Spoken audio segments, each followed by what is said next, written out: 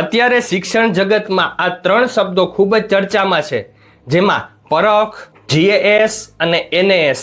આ પરીક્ષાઓને લઈને શિક્ષકો અને વાલીઓમાં ખૂબ જ મૂંઝવણ છે. ત્યારે અત્યારે ધોરણ 3ની મોક ટેસ્ટને લઈને પણ પરિપત્ર કરી દેવામાં આવ્યો છે. તમામ માહિતી આપણે આજના વિડીયોમાં જોવાની છે, સમજવાની છે, તો વિડીયો પૂરો જોજો. સૌપ્રથમ આપણે જોઈએ પરખ શું છે. પરખ શું છે? આ નવો કોન્સેપ્ટ. પરખનું આખું નામ થાય છે performance assessment review and analysis of knowledge four holistic development. આ નવી શિક્ષણ નીતિ એનઈપી 2020 હેઠળ બનેલું એક રાષ્ટ્રીય મૂલ્યાંકન કેન્દ્ર છે, જેનો મુખ્ય હેતુ બાળકનો સર્વાંગી વિકાસ તપાસવાનો છે, માત્ર ગોખેલું જ્ઞાન નહીં.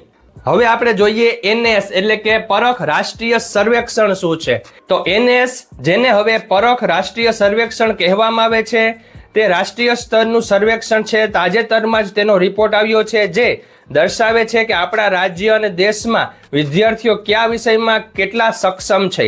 આ રિપોર્ટના આધારે જ નવી શૈક્ષણિક નીતિઓ ઘડાય છે. પરખની એક્ઝામ છે તે 2027માં આવનાર છે, જેમાં ધોરણ 3, 6 અને 9 ને આવરી લેવામાં આવશે, જે તમે અહીંયા જોઈ શકો છો. હવે આપણે વાત કરવાની છે ધોરણ 3માં લેવાનાર મોક ટેસ્ટની. હા મિત્રો, કે જીસીઆરટી ના નવા આદેશ મુજબ ધોરણ 3ના બાળકો માટે પરખ FLS એટલે કે ફાઉન્ડેશનલ લર્નિંગ સ્ટડી અંતર્ગત મોક ટેસ્ટનું આયોજન કરવામાં આવશે, જેનો હેતુ બાળકોમાં પાયાની સાક્ષરતા અને અંક જ્ઞાન એટલે કે વાંચન, લેખન, ગણનની સ્થિતિ તપાસવી.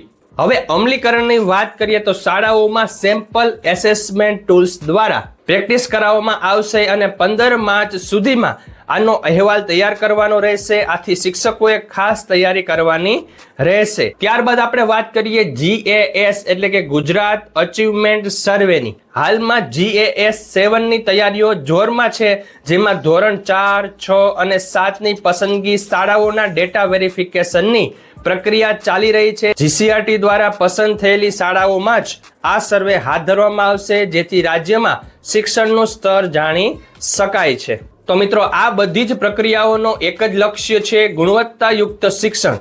ભલે તે ધોરણ 3ની મોક ટેસ્ટ હોય કે જીએએસ 7નો સર્વે, આ બધું જ આપણા બાળકોના ઉજ્જવળ ભવિષ્ય માટે છે. તો આ વિડીયો વધુને વધુ શિક્ષકો સુધી અને ગ્રુપમાં જરૂર શેર કરજો.